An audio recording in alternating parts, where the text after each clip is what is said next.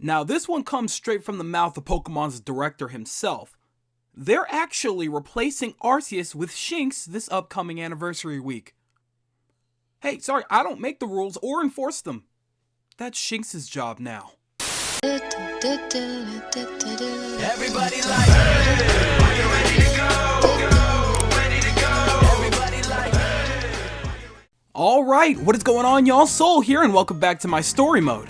Now, I did tell you guys earlier that I wanted to get at least one non-Gen 4 video out this week, and god damn it, I was gonna die trying. However, I will not lie to you, the Direct threw me off just a little bit. I did a reaction the other day because that's something that I always usually do. However, I've come to terms with the fact that I am now a PokeTuber.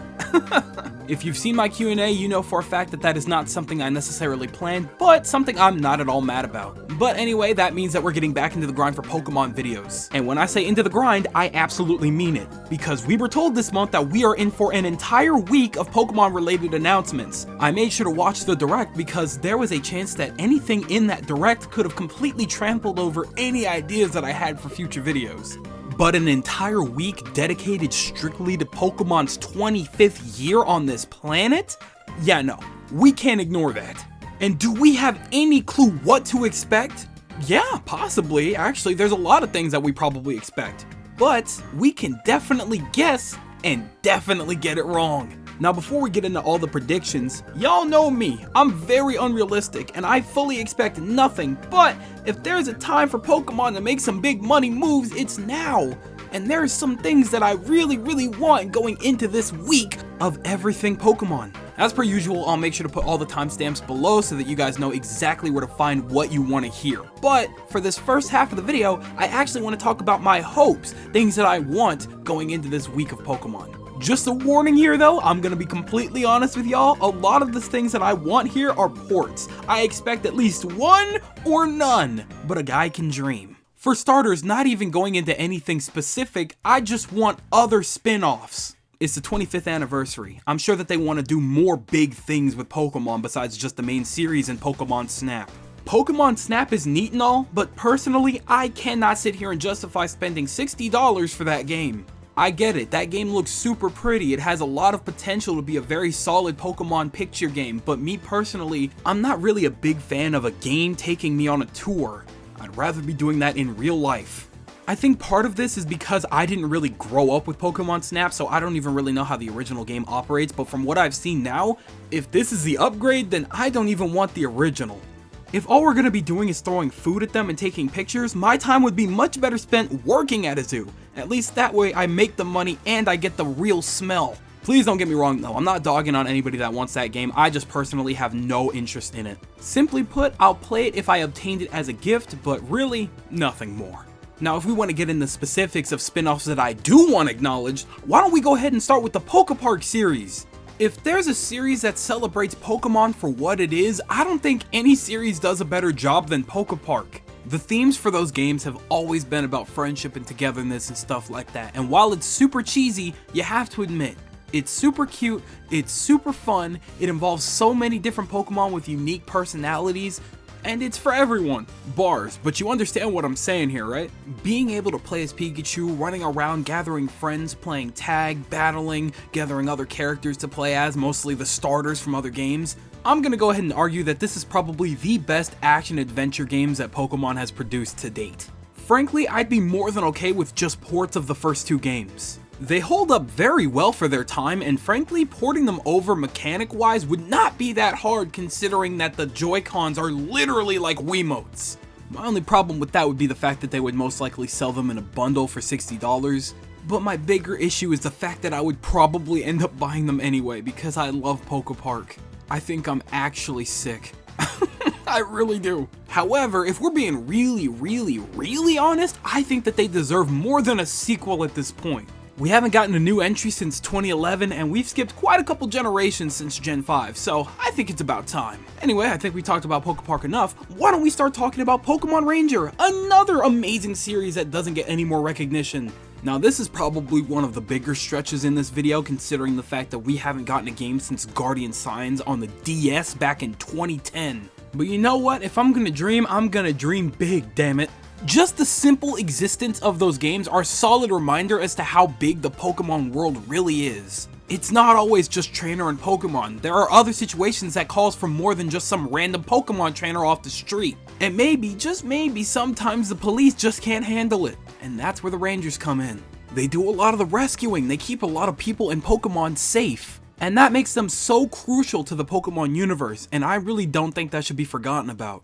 In this situation, I don't even know how they would do some kind of ports with this game, considering that playing with the Joy-Cons to circle the Pokemon, that sounds exhausting, and you would never be able to keep that thing straight. That would be ridiculous. So no, I'm not asking for ports. So while this does sound a little greedy, I am actually asking for a new entry in the series. This right here might be the most unlikely thing to happen ever. I don't expect them to ever come back with this series ever again, but I can pray. I really hope that they give this series a true chance on the Switch and give us a way to play as Pokemon Rangers without having to utilize the Joy-Con for motion control. I think it's unlikely to happen, but I think it can happen. Overall though, if they do decide to just port the series over, I just hope they do a better job than the last time I saw a DS game get ported over to the Switch. That was a tragedy. Now the final ports that I want to talk about is actually Colosseum and Gale of Darkness. Big surprise, right? No, it's not, but hear me out. It genuinely hurts my soul that they have avoided these games for as long as they have.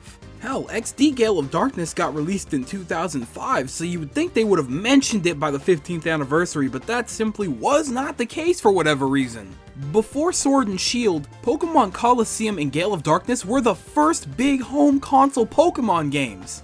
And hell, they were praised for a reason. They have a lot of things that Sword and Shield still didn't get right.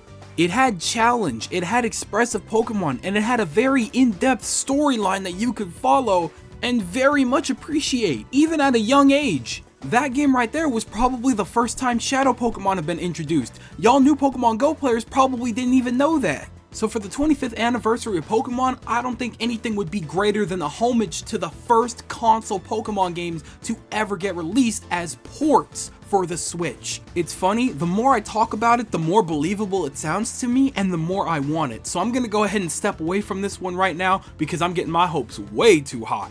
Anyway, my next thing is actually not a port. Oh, surprise, surprise. I actually really want a new Battle Revolution game. Now that we live in an era where Wi-Fi pretty much is king, a game like that would thrive. If it were handled properly, that game's entire existence would be centered around competitive, and it would be able to utilize Pokemon Home in ways that were unimaginable. I'd be fine with it if all they did was just give us the character customization from Pokken and just focus on the battle animations and backgrounds of the Pokemon, and we'd be golden. All we'd be doing is transferring our teams back and forth from that game, and we'd be able to take whatever teams we wanted into a competitive situation. It would be awesome. That right there is a game I think is worth paying full price for. The longevity for a game like that for me would be through the roof, especially if they implemented that entire situation where they would give us Pokemon on a monthly basis instead of just giving us the entire roster.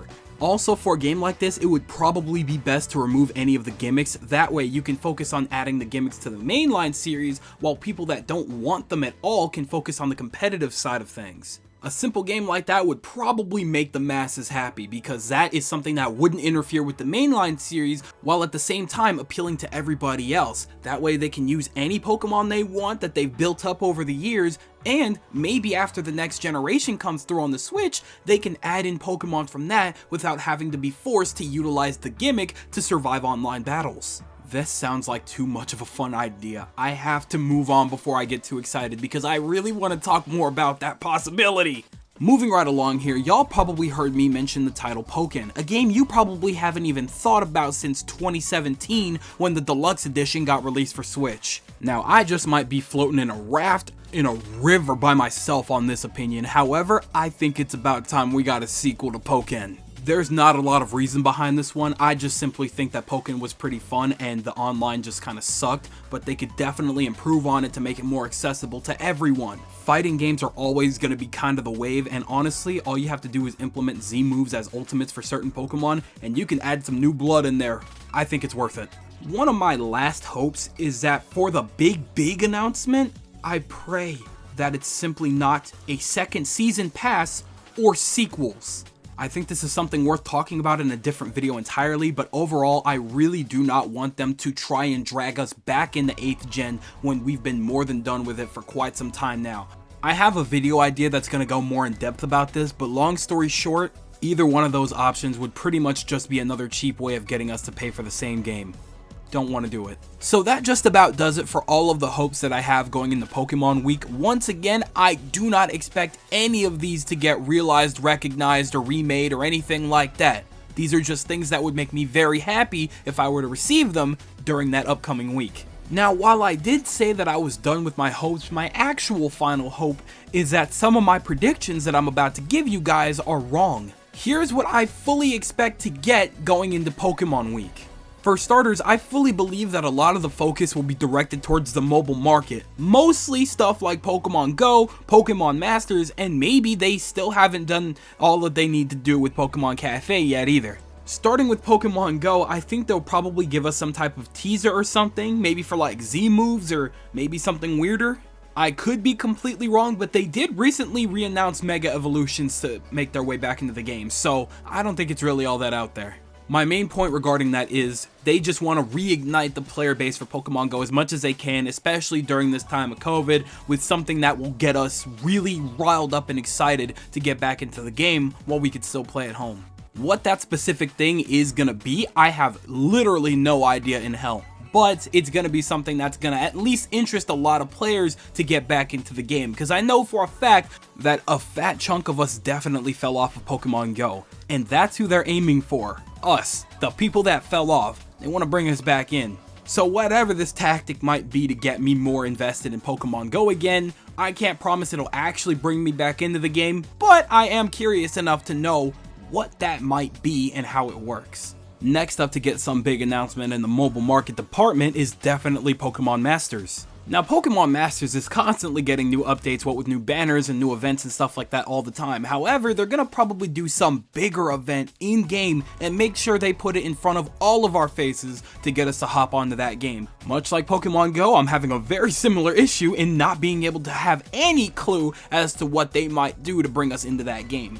Who knows what it could be though? It could be something as simple as just another banner with maybe some new familiar characters, or it could be some whole other story mode involving a new character and things like that that might lead into the next game or something like that if they decide to make Pokemon Masters any type of canon, which I highly doubt, by the way.